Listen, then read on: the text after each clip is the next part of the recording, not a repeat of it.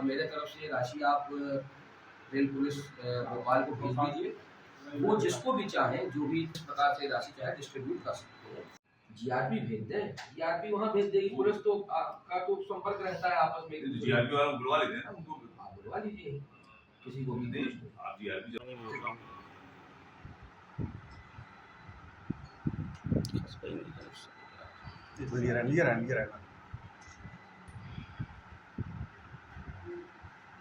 सकुशल आप लोगों ने यहाँ दे दिया, मैंने घोषणा करी थी, तो आप इस राशि को सर के माध्यम से जहाँ भी उचित जगह पहुँचवाना चाहें, पुलिस सहायता कोष में जमा कराना चाहें, और जो भी एनडीआरएफ की टीम, मैडम मैं स्वयं ही तो दे रहा हूँ, यहाँ पूरे मीडिया के साथ ही हूँ।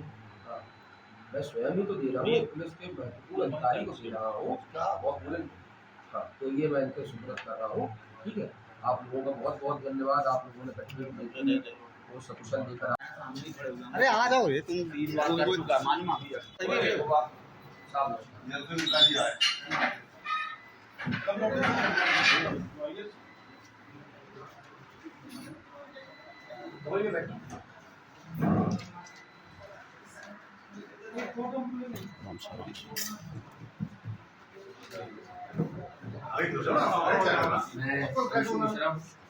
भारतीय युवा कांग्रेस कटनी का जिलाध्यक्ष हूँ।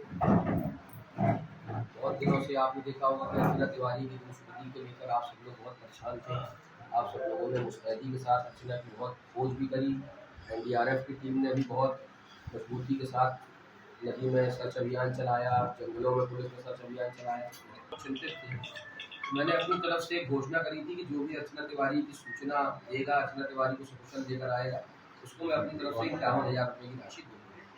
अब चूँकि अर्चना तिवारी को जीआरपी पुलिस कल नेपाल बॉर्डर से बरामद करके लाई है, और मामला क्या है ये तो मैं भी नहीं जानता, कैसे गई, क्यों गई, किसके साथ गई, अभी हम सबको नहीं पता। पर चूँकि वो हम सबकी बहन थी, कटनी की बेटी थी, और मेरा ये नैतिक दायित्व बनता है कि मैंने जो घोषणा करी थी, क्योंकि मैं जनता के बीच में राजनीति भी करता हूँ, और मेरा नैतिक दायित्व बनता है कि मैंने जो घोषणा करी थी उस घोषणा अनुसार मैं ये 51,000 रुपये की नगद राशि देता हूँ।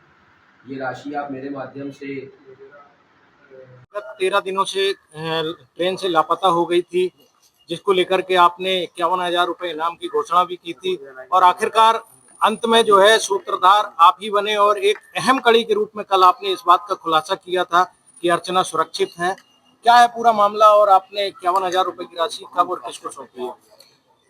7 अगस्त को अर्चना तिवारी निकली इंदौर से कटनी के लिए, और कटनी नहीं पहुंची। इसको लेकर पूरा कटनी जिला चिंतित था, उनका परिवार चिंतित था। मुझे वो 8-9 साल से राखी बांध रही थी, हम सब चिंतित थे। मीडिया के साथियों ने लगातार खबरें चला चला के मुहिम बनाकर, और इसको एक अनवरत मुहिम बनाई, जिसके कारण अर्चना तिवारी कल जीआरपी पुलिस के माध्यम से नेपाल बॉर्डर पे बरामद हो सकी, सकुशल बरामद हो सकी। कल सुबह मुझे जानकारी लगी थी कि अर्चना तिवारी इस दुनिया में है, जीवित हैं, अच्छे से हैं और सकुशल हैं। इसकी जानकारी मैंने मीडिया के समक्ष दी थी। बाकी क्या घटनाक्रम हुई थी मुझे अभी भी नहीं मालूम, इसकी जानकारी रेल पुलिस द्वारा दी जाएगी। इसी बीच मैंने 51,000 रुपए की घोषणा करी थी कि जो भी अर्चना तिवारी के सकुशल वापस लेकर आएगा या उसकी सूचना देगा, उसको मैं 51,000 रुपए की राशि अपनी तरफ से दूंगा।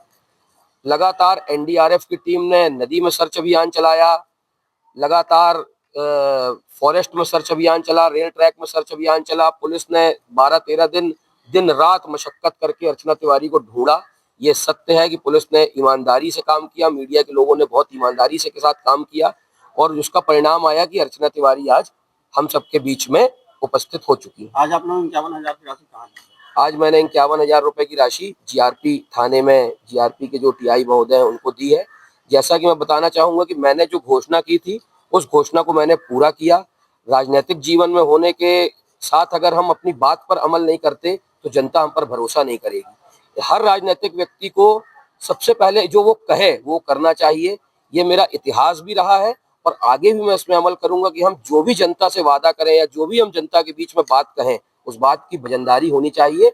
इस बात को मैंने पालन करते हुए अपना नैतिक दायित्व पूरा करते हुए 51,000 रुपए की राशि पुलिस प्रशासन को सौंप दी है।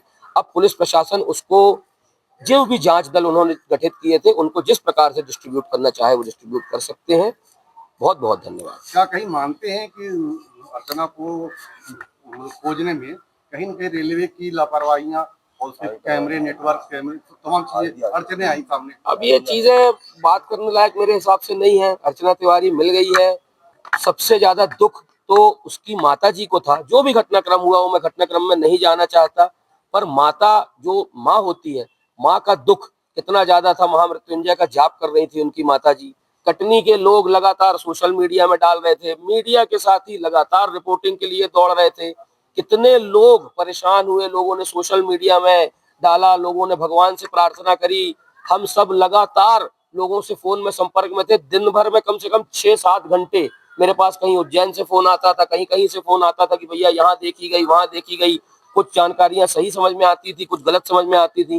तो एक तनाव की स्थिति थी कि बेटी कहाँ गई, बेटी जीवित है कि नहीं जीवित है। तो कल मैंने पूरी जिम्मेदारी के साथ ये जानकारी आप सबको दी थी कि अर्चना जीवित है। मेरी बात सही निकली। इसके पहले भी मैंने जो जो जानकारियां दी हैं और आगे भी जो जो जानकारियां दूंगा और जिन मुद्दों पर लड़ाई लड़ूंगा आप लोगों को बताना चाहता हूं, उन मुद्दों में ईश्वर चाहेगा तो सफलता हासिल करेंगे। आप परिवार और पुलिस से सतत संपर्क में रहे। सबसे पहले ये जानकारी आपने दी कि उसकी माँ के पास उसका फोन आया है, ठीक है। लेकिन उसका परिवार और पुलिस इस थ्योरी को नकारती रही। आखिर आपका विश्वास कैसे ये मजबूत था कि वो जो कॉल है वो बिल्कुल सही है? मुझे मेरा विश्वास इसलिए मजबूत था कि मेरे सोर्सेज मजबूत थे। मेरे पास जो सोर्सेज से जानकारियां आ रही थी वो मेरे सोर्सेज मजबूत थे। जब मुझे ये जानकारी लगी थी कि अर्चना इंडियन एम्बेसी नेपाल में है, तो मैंने अपने सोर्सेज के माध्यम से एम्बेसी से वेरीफाई किया था। मैंने उसकी ये बात या किसी की बात पर भरोसा नहीं किया था। तो जब हमारे सोर्सेज मजबूत थे, हमको जानकारी ऐसी मिल रही थी कि भाई अब सकुशल है, अच्छे से है, तो हमने आप लोगों को जानकारी दी थी। ये मेरा नैतिक कर्तव्य था, ये मेरा दायित्व था जिसका मैंने निर्वहन किया।